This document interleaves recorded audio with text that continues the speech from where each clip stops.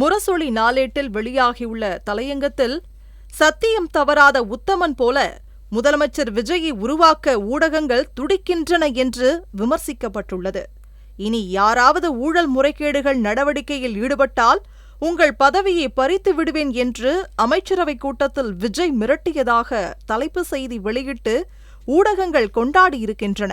அவர்களுக்குச் சொல்லி தலைப்புச் செய்தியை வர வைத்துள்ளது தாவேக அரசு என்று குற்றஞ்சாட்டப்பட்டுள்ளது.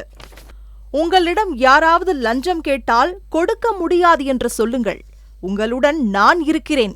இதை மீறி யாராவது கட்டாயப்படுத்தினால் இது எங்க மகன், எங்க பிள்ளை, எங்க அண்ணன், எங்க தம்பி, எங்க விஜய், எங்கள் விஜயோட ஆட்சி என்று உறுதியாக சொல்லுங்கள் மக்களே என்று உருமினார் விஜய். இது மாதிரி மேடைகளில் பேசுவது, அமைச்சரவை கூட்டத்தில் சொன்னதாக செய்திகளை பரப்புவது போன்ற டிராமாக்களின் மூலமாக காலத்தை தள்ளலாம் என நினைக்கிறார் விஜய். அரசு வழக்கறிஞர் நியமனத்தில் லட்சக்கணக்கில் லஞ்சம் விளையாடி கோடிக்கணக்கில் பண முறைகேடுகள் நடந்துள்ளது என்று குற்றஞ்சாட்டியவர் தாவேகாவைச் சேர்ந்த பெண் வழக்கறிஞர். அவரை கட்சியை விட்டு நீக்கியிருக்கிறார் விஜய். ஒரு பெண்ணாகவும் தலித் சமூகத்தைச் சேர்ந்தவராகவும் நான் மேற்கொண்ட போராட்டம் உங்களுக்கு நேரடி பார்வைக்கு கொண்டு செல்லப்பட்டதா என தெரியவில்லை என்று விஜய்க்கு எழுதிய கடிதத்தில் வழக்கறிஞர் ஞான சௌந்தரி சொல்லியிருக்கிறார். விழுப்புரம் மாவட்டம் சாலாமேடு பகுதியைச் சேர்ந்தவரும் தமிழக வெற்றிக் கழகத்தின் வழக்கறிஞர் அணி இணைச் செயலாளருமான எம் ஞான சௌந்தரி ஒரு வழக்கு தாக்கல் செய்துள்ளார். ஒரு அரசு வழக்கறிஞர் நியமனத்துக்கு 5 லட்சம் ரூபாய் முதல் 30 லட்சம் ரூபாய் வரை லஞ்சம் பெற்றுக்கொண்டு அரசு வழக்கறிஞர்களாக நியமிக்கப்படுகின்றனர். தாவேகா மாவட்ட செயலாளர் மோகன்ராஜ் மற்றும் மாவட்ட ஆட்சியர் ஆகியோர் கூட்டு சேர்ந்தும் தாவேகா பொதுச் செயலாளரும் அமைச்சருமான புசி ஆனந்த் பரிந்துரை அடிப்படையிலும் இந்த நியமனங்கள் நடந்துள்ளது என்று பகிரங்கமாக குற்றஞ்சாட்டி தனது வழக்கை பதிவு செய்தார். இந்த வழக்கு சென்னை உயர்நீதிமன்ற விசாரணையில் இருக்கிறது என்று முரசொலி தெரிவித்துள்ளது.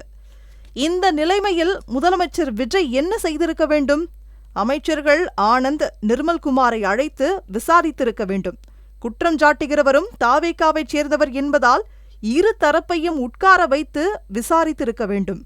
அதை செய்யாமல் குற்றஞ்சாட்டியவரை கட்சியை விட்டு நீக்கியிருக்கிறார் முதலமைச்சர் விஜய். இவர்தான் இந்த நாட்டில் லஞ்ச ஊழலை ஒழிக்கப் போகிறாராம். பழனி கோயிலுக்கு சொந்தமான 100 கோடி மதிப்பிலான நிலத்தை 2 கோடி ரூபாய்க்கு பத்திரம் போட்டு விற்பனை செய்துவிட்டது தாவேக அரசு. அறநிலையத்துறை அமைச்சர் ரமேஷுக்கு தெரியாமல் இவ்வளவு பெரிய முடிவு எடுக்கப்பட்டு இருக்காது என்பதை அனைவரும் அறிவார்கள். அங்கே இருப்பவரை மாற்றி ஒருவரை கூடுதல் பணியாக கொடுத்து அவரை வைத்து இந்த சொத்து பரிமாற்றம் நடந்திருக்கிறது. இதற்கு பொறுப்பேற்க வேண்டியவர் திடீரென பதவி உயர்வை பெறுகிறார். அந்த நிலம் குறித்த தகவல் தெரியாமல் சொத்து பதிவு நடந்தது என்கிறார் அறநிலையத்துறை அமைச்சர் ரமேஷ். சொத்து விவரம் தெரிந்தே தவறு செய்துள்ளார்கள் என்கிறார் பத்திரப்பதிவு அமைச்சர் லோகேஷ் தமிழ்ச்செல்வன். இதில் யார் சொல்வது உண்மை என விசாரித்தாரா முதல்வர் விஜய்? அறநிலையத்துறை அமைச்சர் ரமேஷ் முழிக்கும் மொழியே ஏதோ தவறு நடந்திருப்பதை காட்டிக் கொடுக்கிறது. இதுவரை யாரும் கைது செய்யப்படவில்லை. மோசடியாக பதிவு செய்து கொடுத்தவர்களோ பதிவு செய்து கொண்டவர்களோ கைதாகவில்லை. உயர்நீதிமன்றம்தான் இப்பதிவை ரத்து செய்துள்ளது. விஜய் அரசு செய்யவில்லை. இனி முறைகேடு நடந்தால் என்று வசனம் பேசும் விஜய் அமைச்சர் ரமேஷை பதவி நீக்கம் செய்திருக்க வேண்டாமா? ஆட்சிக்கு வந்ததும் 700 டாஸ்மாக் கடைகளை மூடியதாக வேஷம் போட்டார் விஜய்.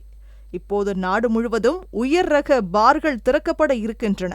தமிழ்நாட்டுக்குள் பல்வேறு மாநில மது வகைகள் வர இருக்கிறதே. இதன் பின்னணியில் இருப்பவர்கள் யார்? ஆட்சிக்கு வந்ததும் ஏராளமான கல்குவாரிகள் மூடப்பட்டன. இப்போது அதில் என்ன நடந்து கொண்டிருக்கிறது? கேரளாவுக்கு போகும் லாரிகள் நிறுத்தப்பட்டு லஞ்சம் பெறப்படுவதாக கேரள மீடியாக்களில் வீடியோ காட்சிகள் வெளியானதே. அந்த விவகாரத்தில் யார் மீது நடவடிக்கை எடுக்கப்பட்டது என்று முரசொலி கேள்வி எழுப்பியுள்ளது. அமலாக்கத்துறை சோதனை காரணமாக கடந்த 31 மாதங்களாக மூடப்பட்டு கிடந்த 12 மணல் குவாரிகளை திறப்பதில் இந்த அரசு முனைப்பு காட்டுவதன் பின்னணி என்ன? தனியார் பேருந்துகள் அறிவிக்காமலேயே அனைத்து கட்டணங்களையும் உயர்த்தியதற்கு அனுமதி வழங்கியது யார்? விஜய் ஆட்சி அமைந்தது முதல் மிக மிக மர்மமாக நடக்கத் தொடங்கியிருக்கும் ஒரு சில விஷயங்கள் இவை. வரிசையாக இவை வெளியில் வரும். உயர்மட்டத்தில் இருப்பவர்களால் மட்டும் அனுமதிக்கப்படுகின்றனவை இவை. இதை பற்றி விளக்கமளிப்பாரா விஜய்? இல்லையென்றால் தனது வாய்ச்சவடால் உரைகளில் இதுபற்றி பேச தயாராக இருக்கிறாரா விஜய் என முரசொலி தனது தலையங்கத்தில் அடுக்கடுக்கான கேள்விகளை எழுப்பியுள்ளது.